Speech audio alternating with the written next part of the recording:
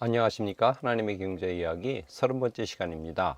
오늘은 반등은 했지만 이라는 제목으로 여러분과 대화를 나눠보겠습니다.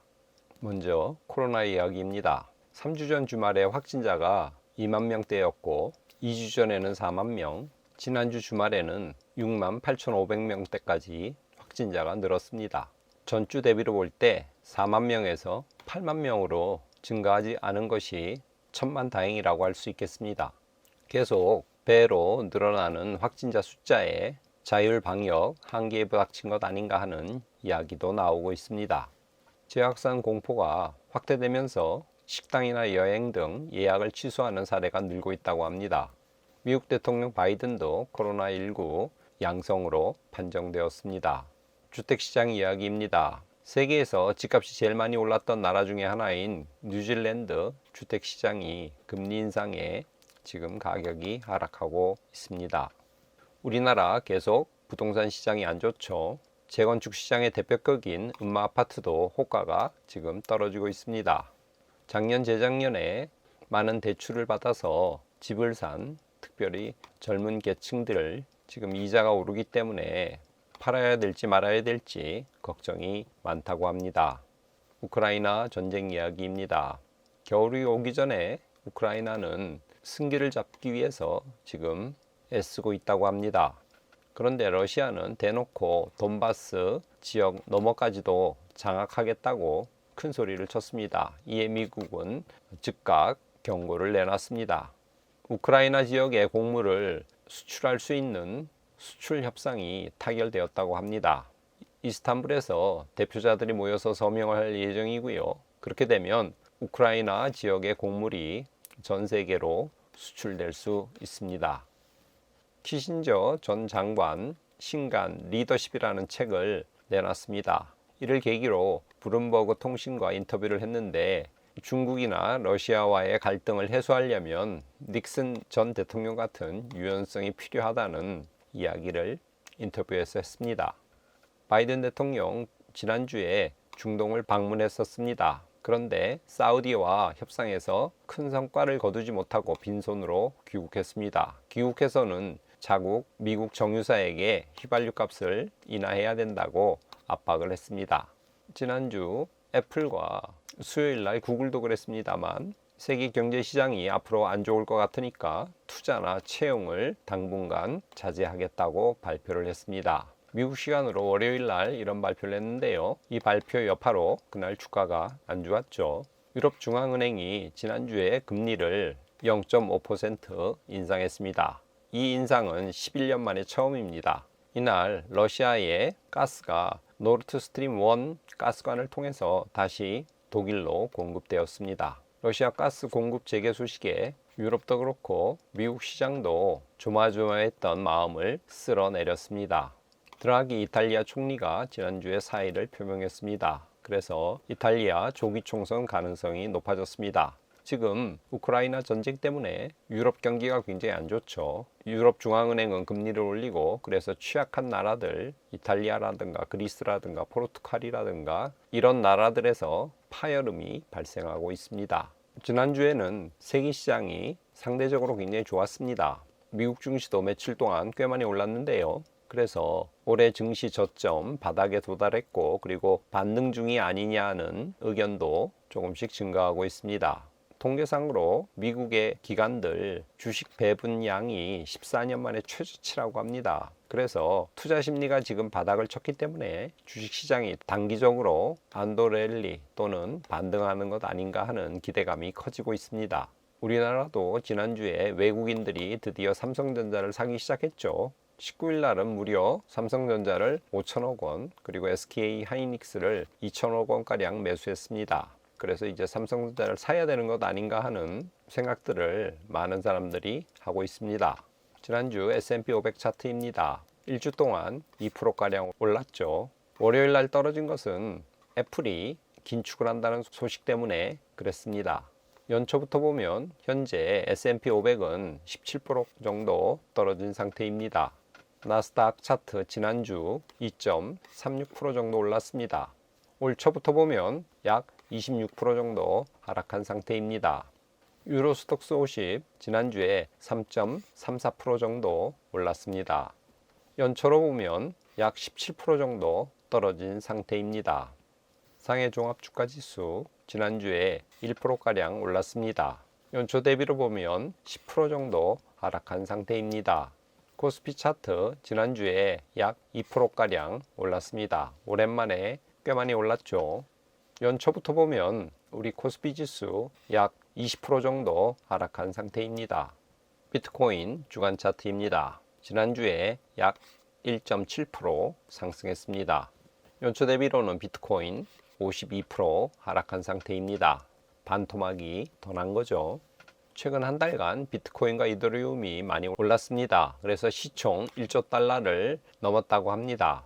이제 암호화폐 시장 바닥을 찍고 올라가는 것 아닌가 하는 의견이 여기저기서 나오고 있습니다.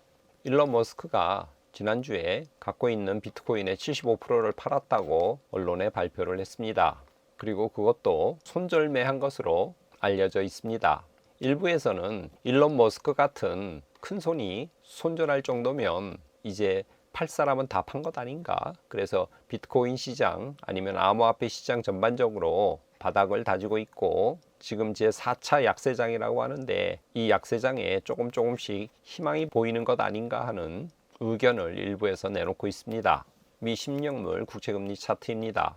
앞으로 경기가 안 좋을 걸로 예상하는지 지난주에는 조금 더 떨어졌죠. 2.754% 수준을 유지하고 있습니다.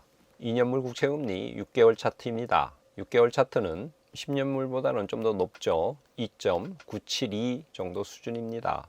10년물은 2.7%대인데 2년물은 2.9% 아니 거의 3%대라는 뜻은 연준이 당분간은 금리를 계속 올릴 거라는 예상이 반영되어 있는 것이라고 해석할 수 있겠습니다. 시카고 상품거래소 페드워치에 따르면 다음 주 26일, 27일 날 FOMC 회의가 있습니다. 이때 시장은 현재 1.75%에서 2.5%로 즉 0.75% 인상할 것이라고 예상하는 사람들이 81% 정도 됩니다. 1.75에서 2.75% 즉 1% 올릴 거라고 예상하는 사람은 약 20% 정도 수준입니다. 금 가격 주간 차트입니다. 지난주에는 조금 올랐죠. 그래서 온스당 1730불 수준을 유지하고 있습니다. 텍사스 원유 가격은 확실히 좀 떨어졌죠. 그래서 배럴당 95달러 수준에 이르렀습니다. 미국 달러 인덱스 6개월 차트입니다. 유럽 중앙은행이 금리를 0.5% 빅스텝으로 올렸기 때문에 달러가 조금 약해졌습니다. 최고점인 1.8에서 지금 1.6대로 내려와 있는 상태입니다. 하나님의 경제 이야기 30번째 반등은 했지만 정리해 보겠습니다. 15일 날 미시건대 7월 소비자 장기 인플레 기대치가 2.8%로 상당히 하락된 수치가 발표되었습니다. 이제 인플레 기대치가 꺾였기 때문에 27일 날 FOMC에서 급격한 금리 인상 예를 들어서 1% 올리는 이런 일은 없을 거라고 시장에 컨센서스가 이루어져 있습니다. 0.75% 올린다는 의견이 지금 대다수죠. 18일 날 그리고 20일 날 애플과 구글이 각각 투자와 채용을 중지하겠다고 발표를 했습니다. 이 소식이 전해지자 시장은 상당히 많이 얼어붙었죠. 21일 날 유럽 중앙은행이 0.5포인트 금리를 인상했습니다. 이것은 11년 만에 첫 금리 인상입니다. 21일 날 러시아에서 오는 로드스트림 1 가스관이 정상으로 재가동되었습니다. 그러나 공급량은 푸틴이 예고한 대로 40%로 줄었습니다. 21일 날 이탈리아 드라기 총리가 사임을 했습니다. 22일 금요일 날 S&P 글로벌 7월에 각국 PMI 구매자 관리 지수가 발표되었는데 전반적으로 다 안 좋았습니다. 특별히 유럽은 더 나쁜 지표가 발표되었습니다.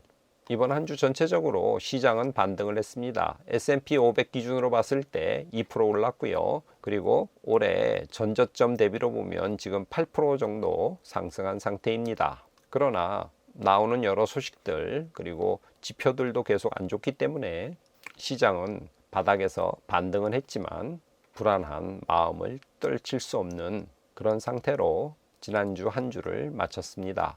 오늘 하나님의 경제 이야기를 마치면서 디모데후서 2장 4절 내용을 가져왔습니다. 제가 한번 읽어보겠습니다. 병사로 복무하는 자는 자기 생활에 얽매이는 자가 하나도 없나니 이는 병사로 모집한 자를 기쁘게 하려 함이라.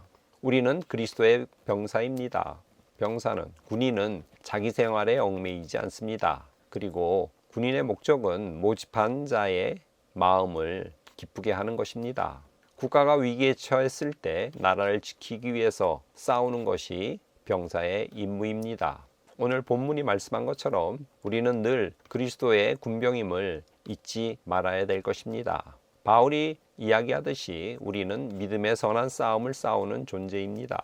지금 세계 경제가 어렵죠. 그리고 한국이 처한 상황도 그렇게 좋지는 않습니다. 믿는 많은 그리스도인들이 자신이 하나님의 병사라는 사실을, 그리고 우리를 모집해 준 하나님 아니면 예수 그리스도를 기쁘게 해야 된다는 사실을 왕왕 잊어버리고 자기 생활에 얽매여 있을 때가 많은 것 같습니다. 오늘 본문은 병사로 모집한 자는 자기 생활에 얽매이는 자가 하나도 없다고 그렇게 말씀을 합니다. 우리는 그리스도의 병사이기 때문에 우리 자신의 매몰되는 수준에 있어서는 안 될 것입니다. 우리가 어떤 존재인지, 그리고 우리가 어떤 목적으로 어떻게 사용되어야 되는지를 잊지 않고 한 주를 보내는 여러분이 되시기를 바랍니다. 오늘은 이것으로 마치겠습니다. 감사합니다.